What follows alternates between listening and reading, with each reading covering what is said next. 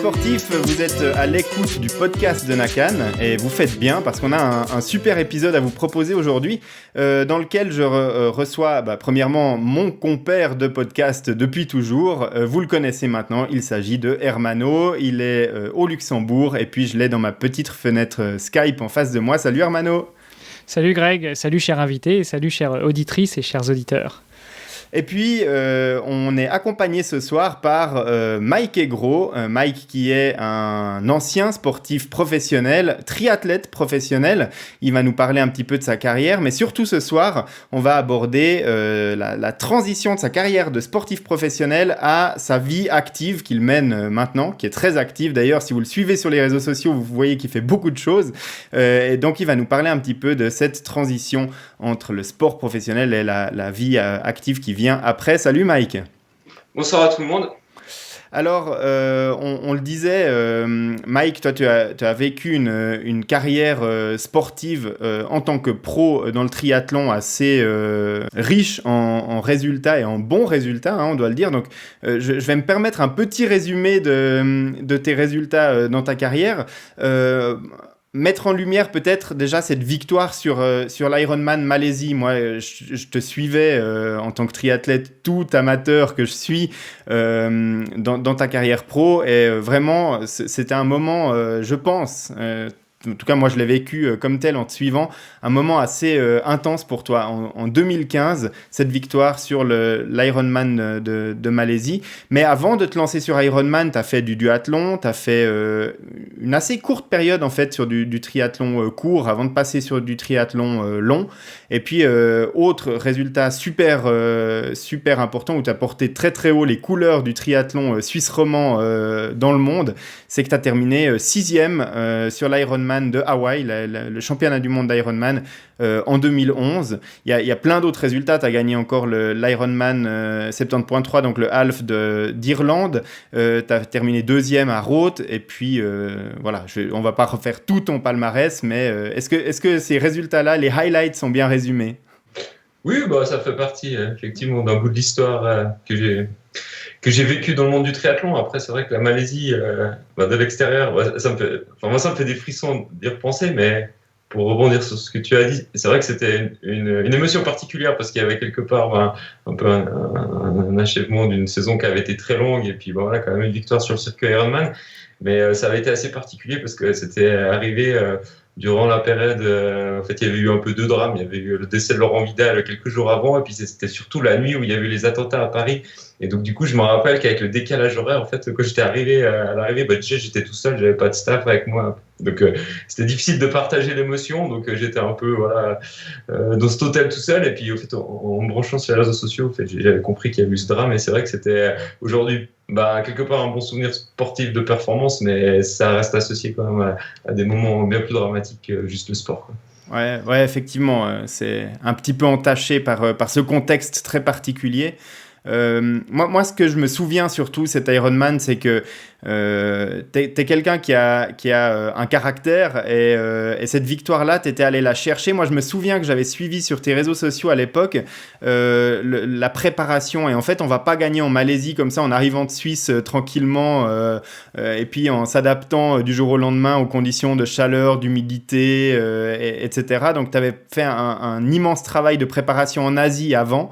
Et t'étais vraiment allé chercher cette victoire. C'était très très construit et j'avais l'impression qu'il y avait vraiment une stratégie long terme pour aller chercher cette course-là que t'avais mis en place avant. Ouais, c'était une année un peu particulière parce que à l'époque, pour se qualifier en professionnel à Hawaï, il y avait un espèce de ranking mondial qui s'appelle KPR.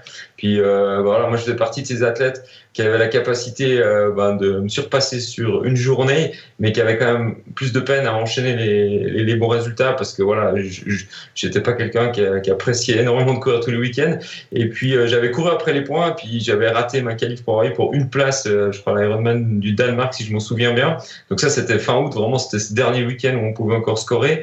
Donc pour une place, j'avais pas été qualifié pour Hawaï. Et puis 2 ou 3 jours après, je me promenais en Allemagne à la foire de l'Eurobike à Friedrichshafen, puis j'avais croisé Andreas Rallert qui était mon collègue de team chez Erdinger, et puis il m'avait dit viens avec moi faire le sparring partenaire pour ma préparation finale pour Hawaï. Donc 2 jours après, j'étais dans l'avion, on descendait à Prison Island, c'est-à-dire l'île de Fuerteventura, où j'ai passé bien quelques heures de souffrance avec mes amis allemands là-bas. Et du coup, je m'étais retrouvé à faire le sparring partenaire pour Andreas pendant 1 mois. Puis ça avait été une expérience incroyable, parce que déjà de côtoyer un gars de ce niveau-là, j'avais appris énormément. Puis c'était vraiment la première fois que je faisais le grégario dans un sport un peu très individuel. Donc voilà, j'avais beaucoup appris. Puis lui derrière, il m'avait dit profite de ce travail pour enchaîner sur une course de fin de saison. Et puis moi j'étais déjà vraiment cramé, dû à la longueur plus le stage qui avait été dur. Mais c'est vrai qu'après moi je m'étais encore mis, comme on dit, un bon coup de pied au cul pour partir en Asie. Et puis à la fin, c'est une des seules courses du circuit asiatique que j'ai fait en Ironman. Puis c'était vraiment cette période où ça avait été racheté par ce groupe chinois. Et donc c'est vrai que ça avait été une belle expérience. Au niveau performance sportive, mais aussi humain, de comprendre un peu l'attrait que l'Asie avait pour l'Ironman. Puis je m'étais entraîné à Phuket pendant 1 mois avec un groupe d'athlètes mixé entre des locaux et des Européens. C'était vraiment c'était assez cool, mais c'est vrai que ça avait été tout un long cheminement pour arriver finalement au sprint. C'était gagné au sprint après un marathon qui avait été chaud et humide. Donc c'est vrai que c'était une belle expérience de course. Ouais, jusqu'au bout, t'es allé chercher au mental cette victoire. Ouais, alors celle-là, mais c'était. Après, tu dis qu'il y avait une stratégie. Alors, il y avait, évidemment, toujours un peu des stratégies. Et on imagine une course 1000 fois avant. Et puis, par contre, vraiment, la stratégie que j'ai vraiment fait dans cette course, c'est qu'au 35e kilomètre, on était encore 3 à pouvoir gagner. On était au coude à coude depuis le kilomètre 0 du marathon. Et là, j'étais encore assez lucide. Puis j'avais essayé d'accélérer 1 ou 2 fois, mais la chaleur faisait que c'était vraiment compliqué de faire des écarts. Et du coup, je m'étais dit, OK, là, tu es encore lucide. Donc, tu prends une stratégie et tu vas pas y changer. Et ma foi, c'est un choix. Et moi, j'avais vraiment fait le choix, sans connaître mes adversaires plus que ça, d'attaquer à 200 mètres de la ligne d'arrivée. Ça veut dire que je ne m'excitais pas, j'essayais de répondre aux autres attaques potentielles, mais vraiment, je lançais mon sprint à 200 mètres de l'arrivée. Et puis pour ceux qui me connaissent, moi je suis pas du tout quelqu'un d'explosif, donc c'était quand même un grand risque de me faire battre au sprint. Et ce qui s'est passé, c'est que sur mes 2 autres concurrents, eux, ils sont un peu enflammés. Et il y en a un qui a attaqué à 1500 mètres de l'arrivée, ce qui était quand même loin par rapport aux conditions. Et je me rappelle que à 200 mètres, on était encore côte à côte. Puis vraiment, j'avais imaginé, c'était un circuit, donc j'avais imaginé au dernier passage exactement à quel arbre j'allais attaquer, parce que je savais qu'il me fallait des repères assez précis pour justement pas perdre ma lucidité et puis vraiment cette tactique. Donc ça avait été une belle bagarre. Un retour d'expérience qu'on sent bien chargé d'émotions. En plus, c'est vrai qu'aujourd'hui, je repars. Alors, je fais encore des conférences en entreprise et tout ça, mais je vais peut-être pas trop dans le spécifique de la performance. C'est plus un peu sur le global d'une carrière et puis un petit peu la gestion. Mais que j'ai la chance de pouvoir reparler plus spécifiquement de tes émotions qui sont tellement intenses et que je vis évidemment beaucoup moins aujourd'hui, ça fait toujours plaisir. Ouais. Vas-y, fais-toi plaisir, on est là pour ça. Ouais, moi je voulais aussi revenir sur cette 6e place à Hawaï et puis savoir un petit peu si pour toi c'est aujourd'hui une fierté ou bien si c'est juste un résultat où tu as peut-être quelques regrets sur ta stratégie de course ou te dire je suis 6e mais j'aurais peut-être pu finir 5e parce que tu finis pas forcément super loin du 5e, mais en même temps t'as fait de la course en 8h21 à Hawaï à ce moment-là, il y en a pas beaucoup qui faisaient Hawaï sous 8h30 quoi. Donc voilà, comment est-ce que toi maintenant tu revois cette performance de 2011? Moi j'ai 4 histoires complètement différentes. Et puis c'est vrai que la 6e place, au niveau du monde spécifique du triathlon et de l'Ironman, c'est ce qui a clairement le plus impacté ma carrière parce que ça devient clairement une référence. Mais après, en termes émotionnels, c'est pas forcément mon meilleur souvenir parce que moi j'y suis quand même allé souvent en marche arrière à Hawaï parce que c'était pas forcément un parcours ou bien une configuration de course qui pouvait m'avantager. C'était plutôt déjà un peu cet affrontement avec les hyperbikers qui me mettaient la misère. Et c'est vrai que souvent c'était tard dans la saison. Comme j'ai dit, moi j'aimais bien avoir une vie un peu à côté, donc c'était compliqué pour me motiver. Mais cette année-là, j'étais un peu en self-coaching, donc j'y suis allé en chopant un des derniers slots, un peu en last minute. Et ma préparation, je l'avais fait à Maui, chez un pote qui fait du windsurf. Et du coup, j'étais un peu déconnecté de ce triathlon à tout prix, performer à Hawaï pour le sponsoring, pour les contrats, etc. Donc moi, je suis vraiment arrivé, pas en vacances, parce que j'étais quand même très concentré sur la compétition et puis l'affrontement qui allait avoir lieu avec les autres athlètes. Mais je suis arrivé avec un peu plus de légèreté que les 2 premières années. Et puis du coup, ça a payé. Après, vraiment, cette journée de course, non, moi, j'ai aucun regret parce que avant le départ, on m'aurait dit que j'allais faire un top 10. J'aurais eu de la peine à y croire, même si ça a toujours été un objectif avoué dans mes préparations, puis aussi dans mes recherches de sponsoring et puis de partenaires. Après, le jour de la course, j'ai un souvenir encore assez précis que je me suis rapidement senti assez costaud physiquement et mentalement. Donc je sentais que ça pouvait être ma journée. Et puis j'ai un de mes bons potes qui m'a toujours suivi sur Hawaï. Donc les 4 fois il était là. Puis avant de partir sur Energy Lab au kilomètre, je pense 13 à peu près, je dépassais Marino Fonouker qui valait à l'époque je pense 7h45, qui titubait, qui allait finir dans le coffre d'une voiture. Et puis là, il reste encore un bon bout quand même pour à l'arrivée. Mais je me rappelle avoir dit à Greg que ça allait le faire, que c'était ma journée. Alors je savais pas où le curseur il allait s'arrêter, mais bon, il s'est arrêté à la 6e place. Puis en tout cas, ce que je me souviens, c'est que les 5 qui étaient devant, c'était quand même des gros noms.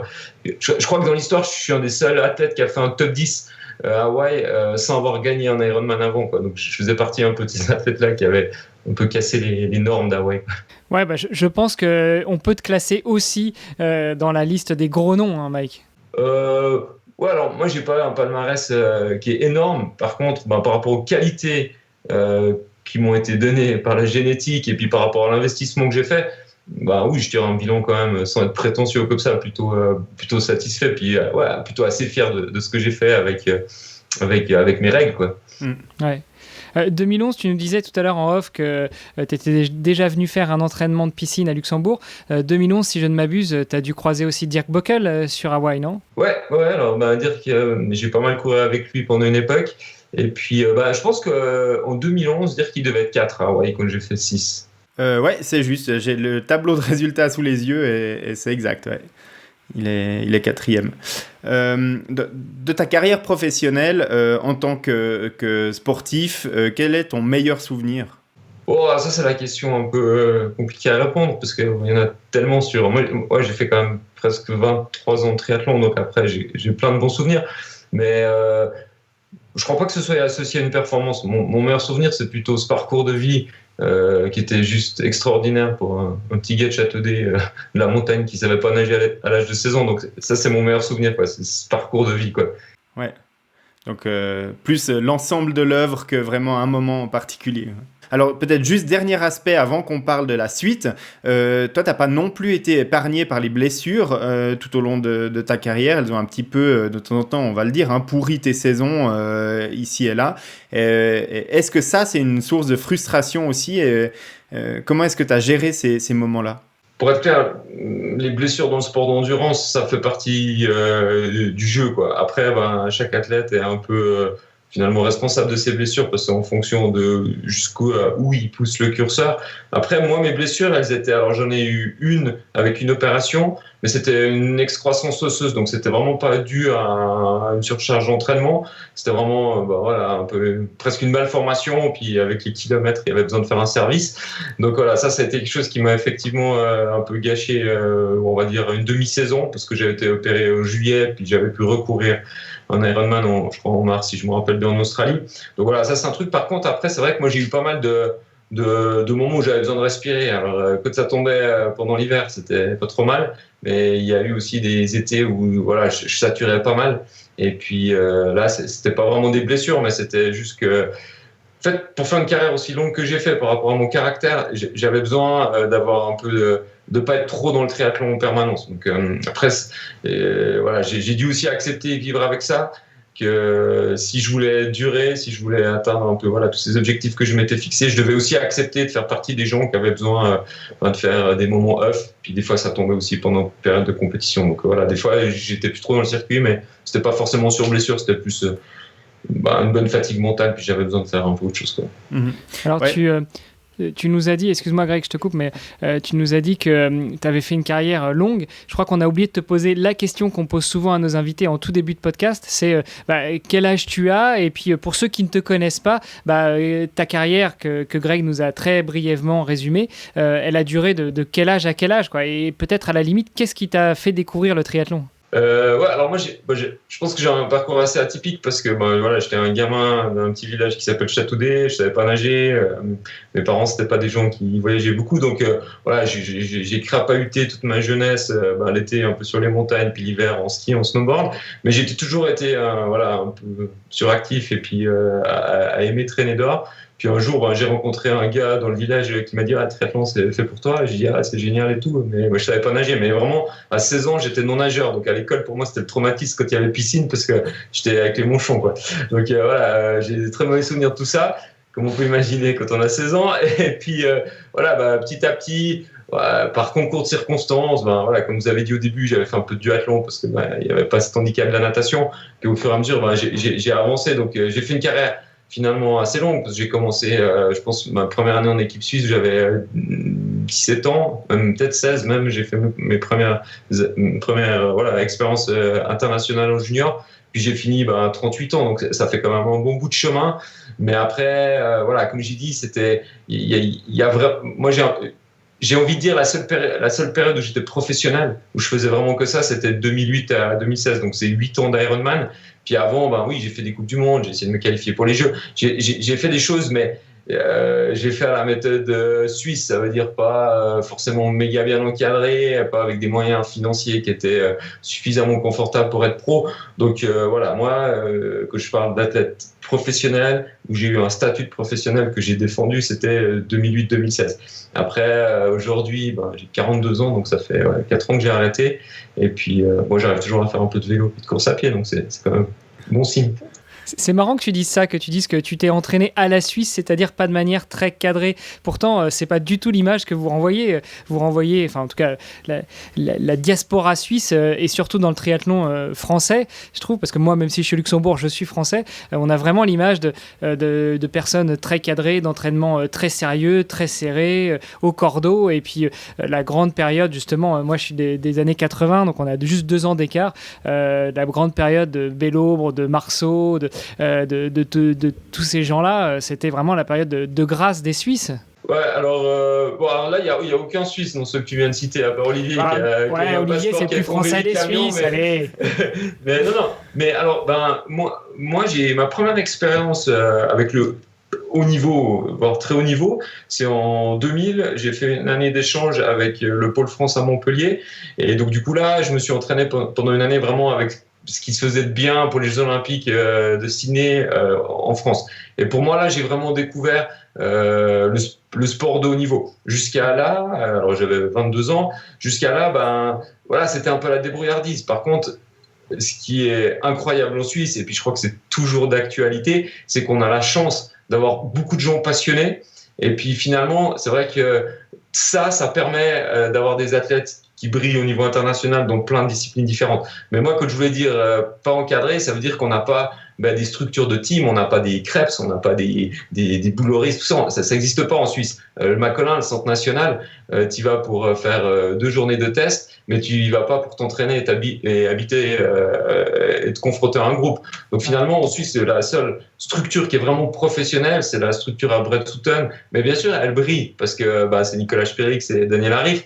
Mais ça, c'est pas la Suisse, quoi. C'est des teams privés. Donc voilà, ce que je voulais dire dans la débrouillardise, c'était pas vexer les gens qui m'ont appris le métier, qui m'ont aidé à me développer, parce que j'en suis encore reconnaissant et j'ai toujours des contacts incroyables avec eux. Mais ce que je voulais dire, c'est que c'était grâce à des gens qui ont donné de leur temps, qui ont fait des sacrifices sur leur vie de famille et tout ça, finalement, pour un jeune athlète en qui ils ont cru à l'époque. Et ça, c'est toujours d'actualité. Et moi, je félicite et je soutiens évidemment tous les gens qui sont encore dans ce genre de structure. Voilà ce que je voulais dire. Merci. Voilà. Par contre, là-dedans, dans cet accompagnement-là, il y avait la rigueur suisse, évidemment, Mike. Alors, la rigueur suisse romande ou la rigueur suisse? Ouais, ça change quand même beaucoup de choses. Oui, non, mais après, voilà, je pense je pourrais écrire un livre avec tout plein d'histoires, d'anecdotes des entraînements, mais voilà. Enfin, moi, j'ai quand même toujours été plutôt catalogué dans les athlètes un peu freestyle. Et puis, mais c'est aussi grâce à ça, comme j'ai dit, que j'ai eu la chance de faire une carrière aussi longue. C'est que j'ai toujours trouvé l'équilibre entre le lifestyle, la vie privée, le sport, etc. Mais en Suisse, je pense que l'image que le sport suisse dégage grâce à des grands champions, que ce soit dans le triathlon ou d'autres disciplines, elle n'est pas très représentative de ce qui se passe au niveau de la pyramide de formation. Et puis voilà, quoi. Voilà, je crois qu'aujourd'hui, on ne fait pas partie des pays les mieux dotés au niveau des infrastructures. Pour l'émergence des jeunes talents. Ouais. Voilà.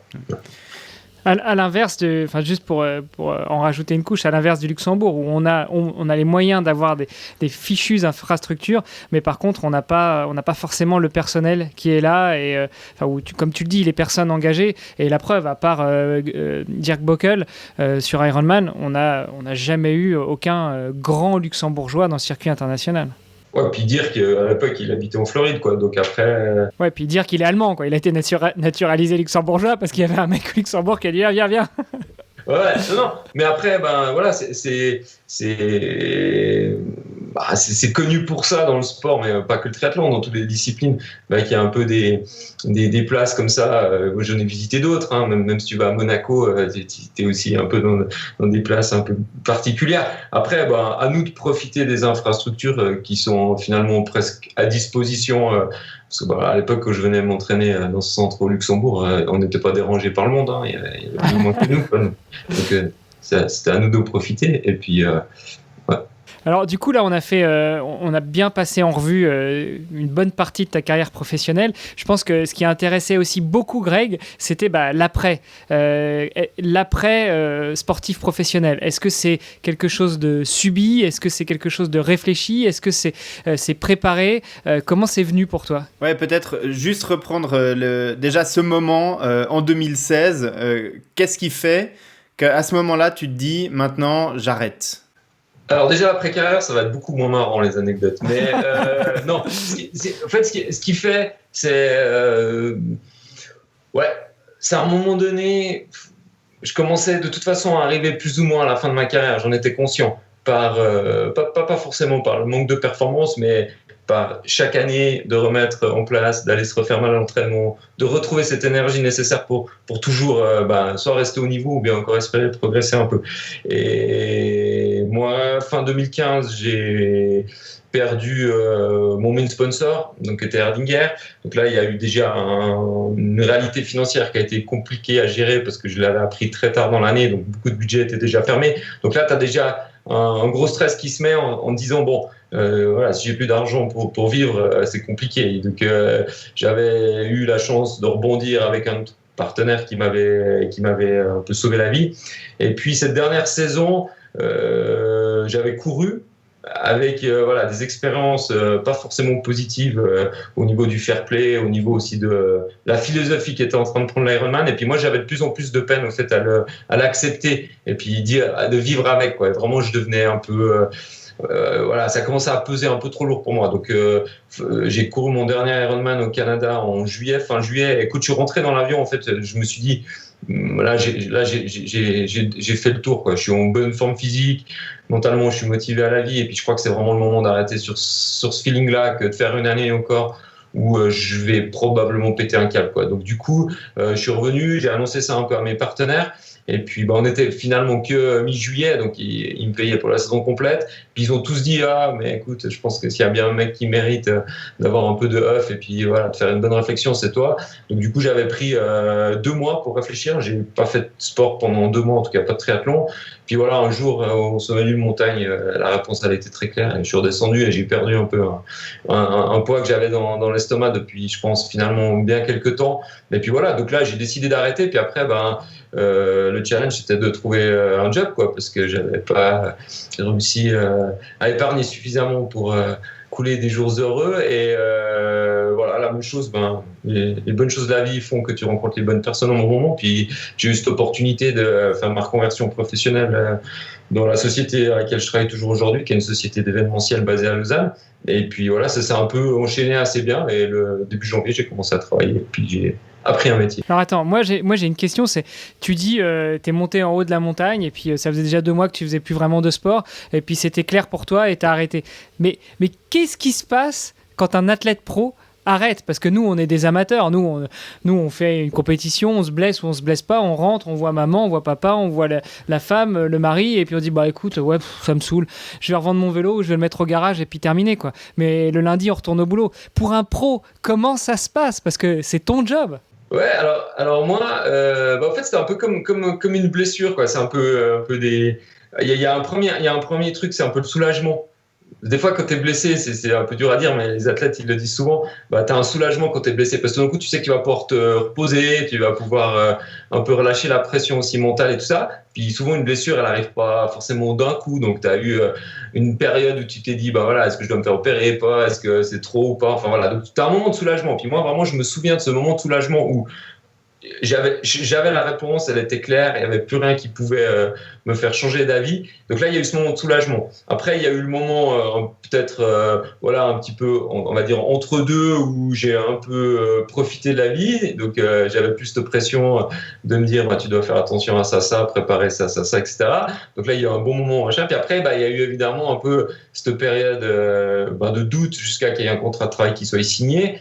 Et puis voilà, donc, mais à la fin, je pense que beaucoup de gens qui vont nous écouter ont certainement changé de boulot une fois dans leur vie, ou ont fini des études, et bah, c'est un peu le même cheminement, quoi.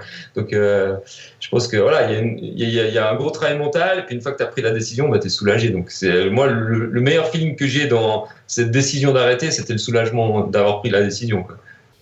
Et comment ça se passe avec tes partenaires? Parce que tu nous as dit, tu as fait un petit peu le tour de tes partenaires, tu leur as annoncé que tu avais plus ou moins l'intention déjà de prendre du off et peut-être d'arrêter. Mais vous avez un contrat qui vous lie jusqu'à quand? Jusqu'à fin d'année civile ou jusqu'à la fin des courses? Mais vu qu'il y a 2 hémisphères, il y a des triathlons toute l'année maintenant et même toutes les semaines. Donc comment ça se passe avec tes partenaires? Et justement, est-ce que tu as une anecdote à nous raconter? Est-ce qu'il y en a avec qui ça s'est mal passé? Il y en a qui ont mal compris? Il y a eu des problèmes avec les contrats ensuite? Enfin, comment ça se passe tout ça? Alors, globalement, ça se passe, en tout cas pour mon expérience, très bien. Donc après, moi j'ai eu des partenaires qui m'ont suivi presque toute ma carrière, donc c'était plus que des partenaires, c'était devenu des gens avec qui il y avait aussi un rapport de confiance, il y avait des échanges et tout ça. Donc connaissant l'historique de mes, on va dire, 10 derniers mois de compétition, ils étaient derrière moi. Ils ont dit ok, on comprend vraiment ça. Après, bien sûr, il y en a quelques-uns, mais c'est pas sur ceux-là qu'il faut s'attarder, avec qui ça s'est un peu moins bien passé, et puis que j'ai pas vu la dernière partie du contrat. Mais voilà, ceux-là, ils méritent pas qu'on en parle. Et puis moi, j'ai plutôt envie de dire, c'était génial parce que il y avait un accompagnement, que ce soit par de la présence, que ce soit par aussi des coups de téléphone, parce que c'est vrai que tu tires la prise, il y a moins d'amis tout d'un coup, donc ça c'est aussi sûr, ça fait partie un peu du jeu, quoi. Et voilà, la plupart des gens, ils ont vraiment été derrière moi, avec moi, jusqu'au moment où ils ont dit bon courage pour le travail. Donc tu l'as dit, t'as pris ta décision et puis ensuite il a fallu que tu trouves un boulot, hein, très clairement. Est-ce que c'est quelque chose à quoi on pense pendant sa carrière professionnelle, pendant qu'on est en train de faire un entraînement, etc. Mais qu'est-ce que je vais faire après? Ou bien alors, est-ce que c'est quelque chose à quoi on se met à réfléchir au moment où on a pris la décision d'arrêter le sport professionnel? Alors, j'aurais envie de dire qu'on n'y pense pas, parce qu'on devrait être concentré uniquement sur les performances. Mais la réalité, c'est qu'on y pense. Et puis, moi, je pense que j'y ai beaucoup pensé. Maintenant, avec le recul, j'y ai plus pensé que ce que je voulais vraiment accepter sur le moment. Et je pense que ça m'a quand même pris pas mal d'énergie. Après, dans l'inconscient, moi j'ai fait pas mal aussi de préparation mentale dans ma carrière, et dans l'inconscient, on peut de toute façon pas tout contrôler. Donc ça faisait partie, je pense, de mes mauvaises pensées, c'était toujours d'avoir un peu ce stress, qu'est-ce que je vais faire après, tout ça. Mais une fois, comme j'ai dit, une fois que j'avais vraiment décidé, et je savais que c'était du concret que je devais en trouver, donc ça m'a plus forcément perturbé. Finalement, c'était un objectif comme un objectif de compétition. Mais oui, dans ta carrière, tu y penses. Puis il n'y aura aucun athlète, même celui qui a gagné beaucoup d'argent, qui sait qu'il n'aura pas forcément besoin de travailler derrière. Tout le monde pense à qu'est-ce qui va se passer après. Et puis moi, j'avais imaginé aussi plein de scénarios de comment ça pouvait être, et ça a été bien différent que ce que j'avais imaginé. Et puis la transition, elle n'a pas été trop dure entre le moment où tu arrêtes le sport, où tu gérais quand même un peu ton entraînement comme tu voulais. Alors bien évidemment que pour avoir des résultats qui sont au niveau international, il faut s'entraîner beaucoup, il faut avoir de la rigueur, mais tu gères plus ton entraînement comme tu veux, tu dois être à 8 heures au bureau et c'est une nouvelle vie. Est-ce que ce moment-là, il y a eu des moments difficiles où tu as peut-être même regretté le choix d'arrêter ta carrière sportive? Oui, alors, ça a été hyper dur. Et puis même aujourd'hui encore, c'est dur, hein, parce que j'ai des petits rappels de temps en temps d'émotions qui reviennent à fleur de peau. Mais après, je pense que la plus grande faculté de l'être humain, c'est l'adaptation. Donc, à force de se taper la tête contre l'ordi tous les matins, bah, tu te dis ça fait mal et j'arrête, puis tu acceptes. Après, c'est une forme de résilience aussi. Et puis, il y a eu plein de passages, mais pour résumer un peu, je dirais, pour moi, il a fallu accepter que j'aurais plus d'émotions. En fait, que les émotions, je devais les trouver dans autre chose. Et puis, les émotions que j'ai eues dans le sport de haut niveau, elles existent que dans le sport de haut niveau. Puis en plus, je pense que dans l'Ironman, elles sont encore plus fortes parce que c'est vraiment un effort qui est quand même assez extrême. Donc voilà, ça c'était, je pense, le premier truc à accepter. Puis après, au niveau du process d'apprendre un métier, d'aller dans une entreprise, d'avoir des collègues de travail, de respecter un cadre, d'avoir un patron, tout ça, voilà, j'ai appris. Et puis là, j'ai eu la chance quand même d'avoir, je pense, dans la société dans laquelle je suis, des gens aussi qui m'ont soutenu, quoi. Et puis qui sont venus des fois à la cafette quand j'avais les larmes au coin des yeux, puis me dire mais ça va bien aller, quoi. Puis à la fin aujourd'hui, oui, ça a été, parce que cette résilience finalement, tu l'acceptes, quoi. Moi j'ai une question toute con, c'est que, et je sais pas toi Greg, mais moi en tant que triathlète amateur, enfin ancien triathlète amateur, ceux qui nous suivent savent pourquoi j'arrête le triathlon. Pour moi le vélo c'est trop dangereux et avec les roulettes ça passe pas en compétition. Mais il y a une période où je me suis vraiment beaucoup entraîné. En 2010, je me préparais pour mon premier Ironman. J'avais la chance de pas bosser pendant cette année-là, donc je montais à 30-35 heures par semaine et j'ai dû arrêter du jour au lendemain à cause de problèmes de vue. Et j'ai eu une grosse décompression. Alors déjà, pendant les 2 mois qui ont suivi, ça allait à peu près, mais d'un seul coup, j'ai fait une espèce de grosse déprime et puis surtout, j'ai pris un poids énorme parce que j'avais pas forcément modifié mon alimentation. Alors toi qui étais sportif professionnel, et je pense que ça se pose, enfin que la question se pose à tous les sportifs pros, c'est cette transition du monde du sport vers le monde réel, la vie active qui n'est pas sportive justement. Est-ce que vous préparez aussi ça d'un point de vue psychologique, d'un point de vue alimentaire, tous les à côté? Et puis est-ce qu'il n'y a pas des moments où tu dis merde, là stop, faut que j'aille courir parce que j'en peux plus, je vais péter un câble? Moi, je l'ai pas trop vécu comme ça. Après, oui, il faut accepter que ton corps il change. En gros, pendant plus de 20 ans, mon corps c'était mon outil de travail. Et puis, du jour au lendemain, c'est plus mon outil de travail, quoi. Donc, du coup, il faut accepter les changements. Il faut apprendre à vivre aussi avec un corps qui va moins vite, avec un moteur qui diminue, avec voilà, plein. Enfin voilà, vraiment trouver d'autres choses. Puis moi, je pense où j'ai été bien inspiré, c'est que je me suis mis à faire de la montagne. Alors j'ai toujours été passionné de nature et de montagne. Puis aux montagnes, j'avais aucune référence. Alors déjà en triathlon, j'étais quelqu'un qui avait pas de capteur de puissance, pas de montre, rien du tout. Je travaillais énormément au feeling, mais du coup d'aller dans un autre univers avec d'autres personnes, j'étais plus du tout dans l'aspect à me dire je vieillis mal ou je suis plus aussi fort qu'avant. Et voilà, moi j'ai plus jamais nagé, du vélo j'en fais presque plus. Et puis maintenant je cours en montagne. Donc du coup j'ai bien accepté cette transition parce que j'avais plus mes références d'avant. Et ça, je pense que c'était un bon choix. Après, oui, bien sûr qu'il y avait des fois où je me regardais et je me disais, je ressemble à plus rien, quoi. Mais ça fait partie. Ça fait partie de l'acceptation, comme aussi le mental et tous les aspects de la performance, quoi. Mais oui, je peux comprendre que je pense que l'athlète professionnel, il aura moins ce contre-coup peut-être qu'un athlète amateur qui doit arrêter pour une raison ou pour une autre.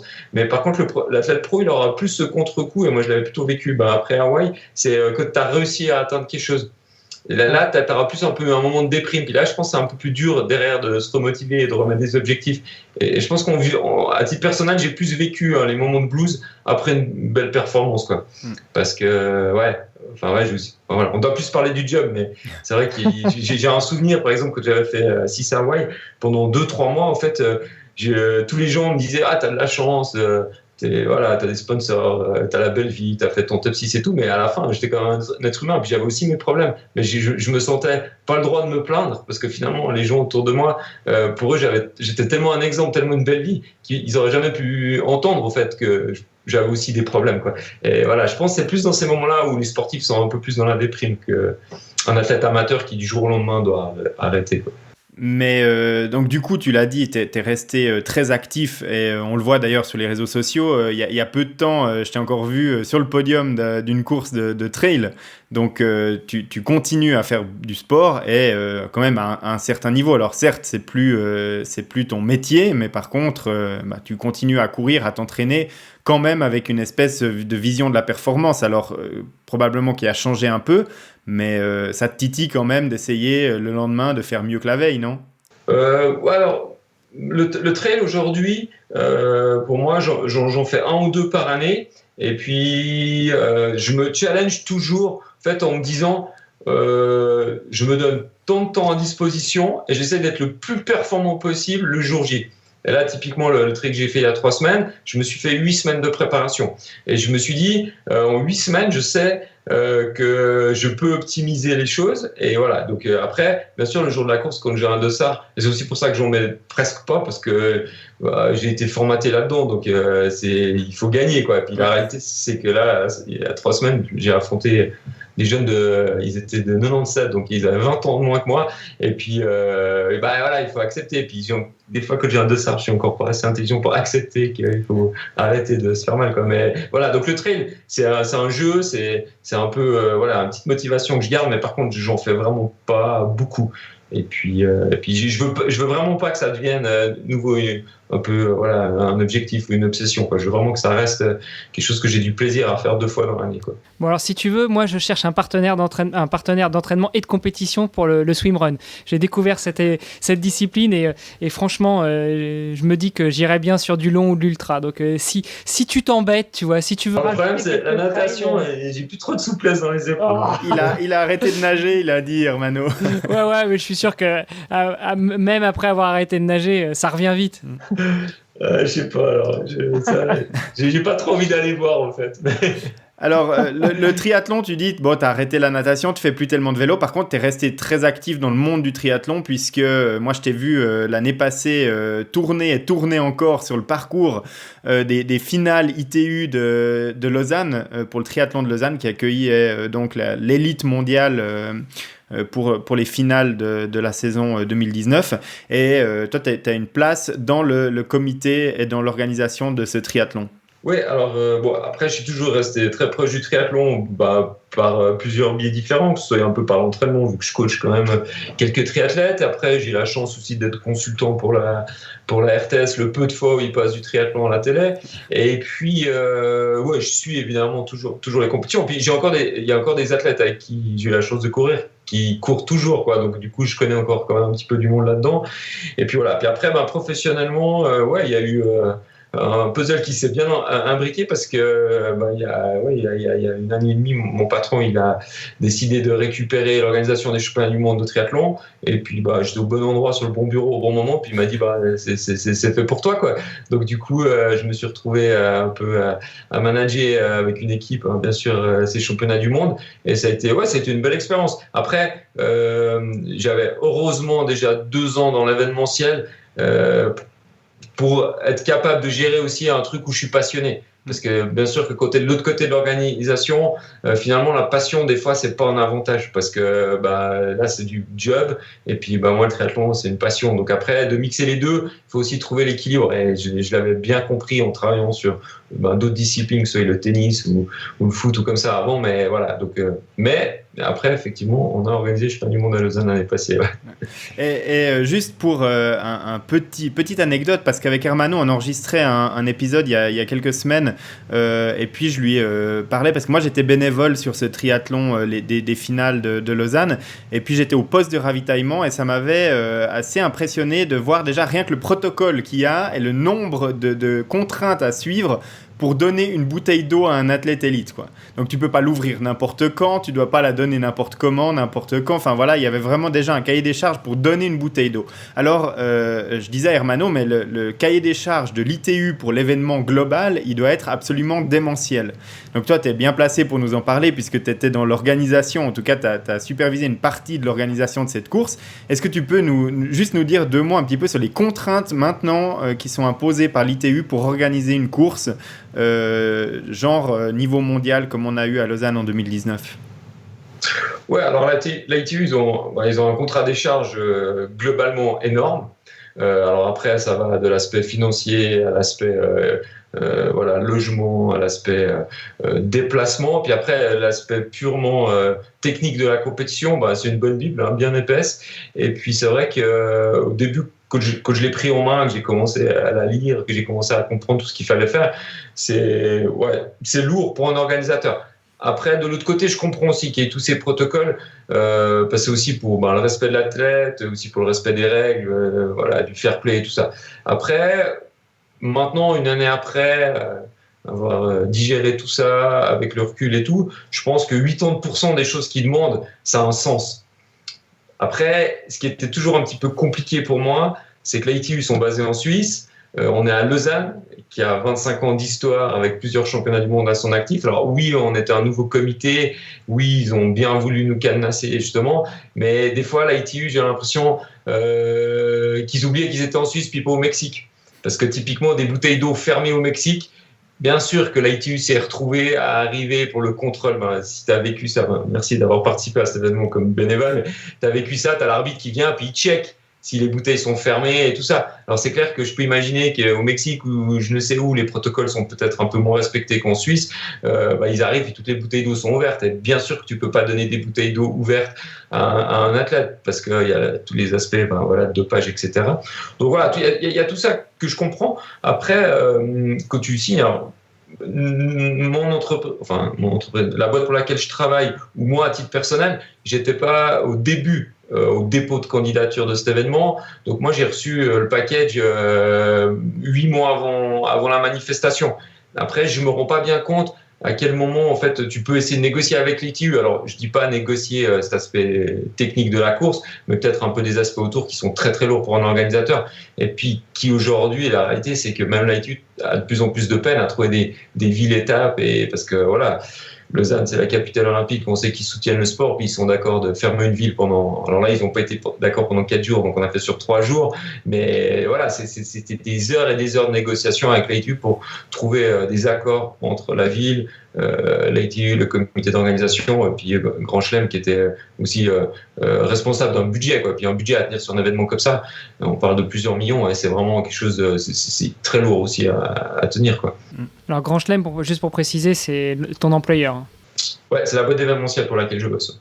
Et est-ce qu'il y a un retour financier, est-ce qu'il y a un retour sur investissement, ou c'est juste de la philanthropie? Alors non, il y a un retour sur investissement. Nous, on est une entreprise, mon patron doit payer les salaires et tout, donc de toute façon, c'est un job. Après, ce qu'il faut savoir, c'est qu'il y a un retour énorme en nuit d'hôtel, en images, Donc là, ça a été quantifié par des études, mais l'investissement de la ville de Lausanne, du canton et de la Confédération, il est énorme aussi. On ne va pas rentrer dans les détails, mais c'est des montants pour que du triathlon qui sont hyper importants pour la communauté. Donc après, bien sûr, on a rempli les hôtels. On a fait 11 000 nuitées avec ce championnat du monde.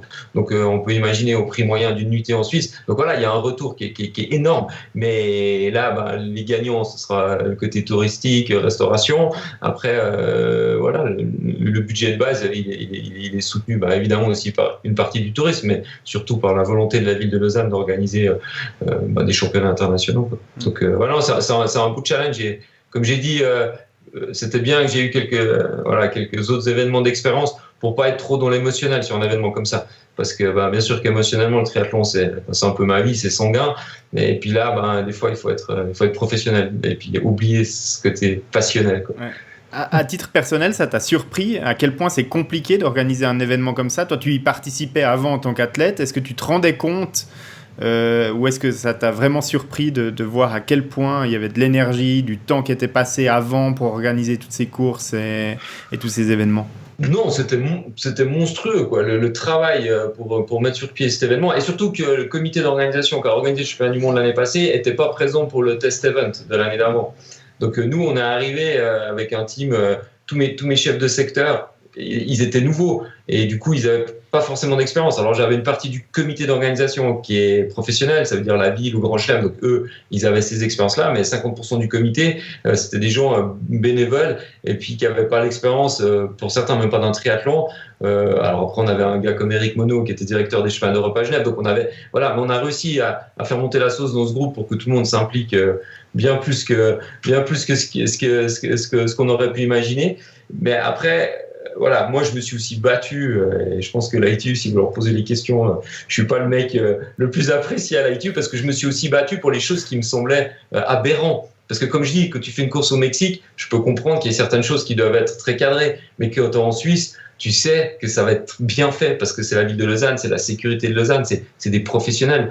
Et moi, j'ai vécu des séances, mais je disais à l'ITU, mais il faut arrêter, quoi, parce que là, vous me demandez la même chose, les mêmes protocoles, mais ça, c'est des protocoles. La capitale olympique, ils ont 10 ans d'expérience d'avance sur vous, quoi. Mais c'est vrai qu'eux, ils ont ce cahier des charges qu'ils mettent sur chaque compétition. Puis l'adaptation dans ces grandes fédérations, elle n'est pas forcément évidente.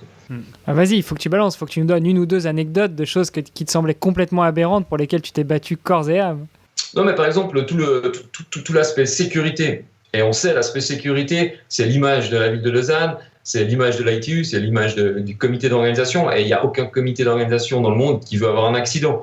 Mais quand moi j'ai repris le management de cet événement-là, le côté sécurité, j'ai jamais été posé des questions ou des remarques. Ce que j'ai échangé avec eux, c'était pour mes connaissances. Mais il n'y a jamais un moment donné où je me suis dit, les gars, ils vont être dépassés par l'événement. Mais pour l'ITU, il devait y avoir des protocoles de test, il devait y avoir des cahiers entiers remplis, il devait y avoir plein de choses. Et ça, pour moi, c'était très compliqué parce que l'ITU, c'était en anglais. Et puis, la ville de Lausanne, les gens qui étaient les responsables de la sécurité comme ça, c'était peut-être pas forcément des gens qui se débrouillaient bien en anglais. Puis eux, ils comprenaient pas pourquoi ils devaient leur écrire des bips sur la sécurité quand eux, ça fait 20 ans qu'ils font ça. Puis l'ITU, ils comprenaient pas pourquoi les mecs de la sécurité, ils n'étaient pas d'accord de leur faire une bip, quoi. Donc toi, t'es là au milieu, t'es un peu le punching ball là-dedans. Et voilà, après, il fallait jouer un peu sur les aspects plutôt relationnels, management, que forcément compétences. Mais voilà, ça, c'était un peu des choses. Après, je sais pas, dans le concret, alors, comme on peut imaginer, on bossait 24 heures par jour et puis on avait des meetings en permanence. Puis tout d'un coup, les gars de l'ITU, ils m'ont dit on va déplacer les bouées, quoi. Et j'ai dit non, mais les gars, les bouées, elles sont lestées avec 1 tonne de corps morts. On déplace pas une bouée, quoi. Et là, les gars de l'ITU, c'était pas leur problème. Ils voulaient que je déplace les bouées, quoi. Et là, c'est parti au clash, mais c'était sans fin, quoi. Et puis moi, j'ai dit mais il y a pas un mec dans le monde qui sera pas capable de tourner autour de ces bouées, quoi. C'est des triathlètes qui sont qualifiés pour venir faire un championnat du monde, vous ne me faites pas déplacer ces bouées. Et puis les gars, ils se rendaient juste pas compte que les bouées, elles étaient fixées avec 1 tonne de corps morts. Donc moi, j'ai une entreprise qui est venue poser des corps morts et c'est pas un truc que je déplaçais avec un petit bateau, quoi. Et voilà, donc ça, des trucs comme ça, il y en a eu plein. Alors c'était toutes des petites choses, mais à la fin, avec la fatigue, avec le stress, avec la pression, ça a des fois pris quelques petites ampleurs dramatiques. Donc tu nous disais avant qu'il fallait faire une croix sur les émotions après la carrière sportive professionnelle, mais des émotions, tu en as vécu d'autres, peut-être très différentes, mais en tant qu'organisateur de course aussi. Ouais, alors mon patron, il me disait toujours, tu verras, le jour où ça sera un peu ton événement, tu seras fier, tu auras des émotions. Et après, j'ai dit à mon patron, t'as jamais fait un podium à Roth ou fait 6 à Hawaï. Parce que là, c'est pas la même chose. Non, et sincèrement, non, pour être franc, les émotions à Lausanne, je n'ai pas eu en tant qu'organisateur, en tant que chef de projet ou comme ça. Par contre, j'ai eu des émotions parce qu'on était une équipe incroyable.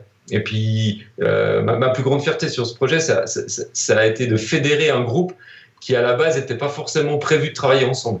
Et ça a été mon émotion la plus forte. Mais c'était pas une émotion d'organisateur, c'était une émotion humaine, quoi. C'était d'avoir un team incroyable autour de ce projet. Et puis, on avait tous nos compétences, nos croyances, notre philosophie de vie. Mais à la fin, on était tous au même endroit pour faire en sorte que cette course se passe le mieux possible pour les athlètes qui étaient venus la faire. Et voilà, ça c'était une émotion riche, mais je pense que cette émotion, je peux la vivre au travers d'autres projets dans la vie. C'est pas forcément lié à l'événementiel. Ouais. En tout cas, de manière dont tu parles, Mike, on a vraiment l'impression que tu t'investis à fond là-dedans. Donc, le même investissement que tu mettais dans ta carrière sportive, maintenant dans cette seconde vie professionnelle. Peut-être la question de la fin par rapport à cette reconversion professionnelle. Maintenant, ça fait 4 ans que tu as arrêté ta carrière de sportif pro. Est-ce que tu es épanoui maintenant dans ta vie professionnelle post-sport ? Ah bah là, depuis qu'il y a le Covid, je suis bien épanoui, parce que je suis presque aussi fort qu'à l'époque et j'ai plus que ça à faire. Donc non, ça va bien là. Non, bah, c'est clair que cette année, c'est un peu particulier parce que l'événementiel est à l'arrêt complet et puis voilà, nous, on fait partie des gens qui bénéficient des RHT. Donc voilà, mais ouais. Je m'y suis adapté. Donc aujourd'hui, je mets de la passion parce que je suis convaincu qu'il n'y a que par la passion que tu arrives à faire des belles choses. Et cette passion, elle se diffuse aussi autour de moi avec les projets qu'on doit monter. Donc bien sûr que si j'avais pas cette passion, il faudrait que je trouve un autre job. Donc aujourd'hui, épanoui comme avant, non. Puis je pense que je le serai probablement plus jamais dans ma vie, en tout cas au niveau de la performance. Par contre, je suis hyper bien dans ma vie. Parce que j'ai un équilibre où j'ai trouvé plein d'autres choses à faire, où j'ai des passions incroyables, parapente, au niveau privé aussi, je suis vraiment dans une période incroyable. Donc, du coup, voilà, tout ça, je dis aujourd'hui, ma vie, elle est vraiment belle. Mais bien sûr que la période du sport, c'était un autre chapitre, et puis j'ai pas retrouvé ce qu'il y avait dans le sport, mais je crois que c'est normal, quoi. Je crois que tu nous as coupé la chic. non, ce que je voulais dire, c'est que tu le dis, tu publies régulièrement des images qui font rêver. Moi, je suis tes réseaux sociaux, notamment Instagram, et des images depuis ton parapente, des images en montagne, des images de rencontres avec la nature, de bon matin ou alors juste à la tombée de la nuit. Et c'est vrai que c'est des cadres qui font rêver. Et j'invite tous les auditeurs à jeter un œil à ces images-là que tu partages. Alors c'est vrai que là, on est servi là, en période de Covid parce qu'effectivement, tu as plus de temps pour aller en montagne. Mais vraiment, félicitations sur les images et les beaux moments que tu partages sur ces réseaux sociaux. Mais alors justement, vu qu'on parle des réseaux sociaux, peut-être que tu peux dire à nos auditrices et à nos auditeurs où est-ce qu'on peut te retrouver. On cherche juste Mike Aigreau sur Google ou tu as des adresses spécifiques pour tous tes réseaux, Facebook, Twitter, LinkedIn et consorts?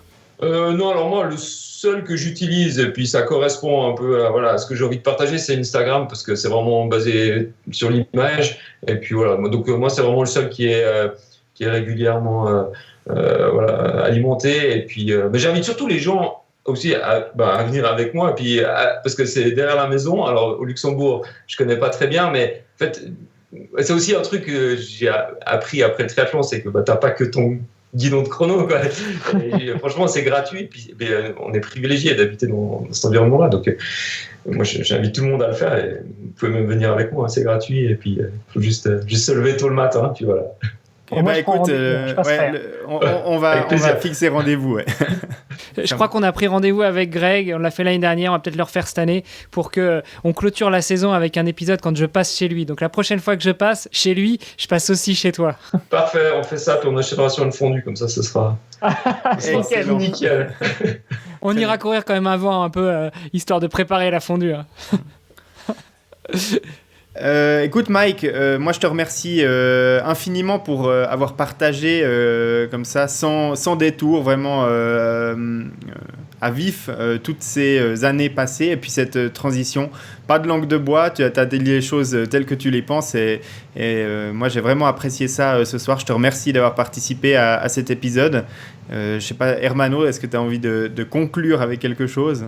Ouais, depuis qu'on fait des épisodes ensemble, je crois qu'il y a une expression que vous utilisez beaucoup en Suisse, c'est un tout grand merci. Donc, Mike, un tout grand merci à toi vraiment pour cette bonne tranche de rigolade et puis surtout, comme l'a dit Greg, ce grand partage dont tu as fait preuve. Et puis surtout, c'est ce que j'allais dire tout à l'heure, c'est qu'on sent vraiment l'humanité, le côté humain chez toi et ça, c'est super. c'est super rafraîchissant, c'est super agréable. Et puis, j'ai hâte qu'on se rencontre un de ces quatre et que éventuellement nos auditrices ou nos auditeurs qui passent par Lausanne te fassent un petit coucou de notre part. Merci les gars, puis bien sûr, avec plaisir. Merci, Super. C'était un très chouette épisode. Et puis, nous, Hermano, on se retrouve dans 2 semaines pour un nouvel épisode du podcast. Tout à fait. Allez, ciao, bonne soirée. Merci, bonne soirée, ciao. Ciao.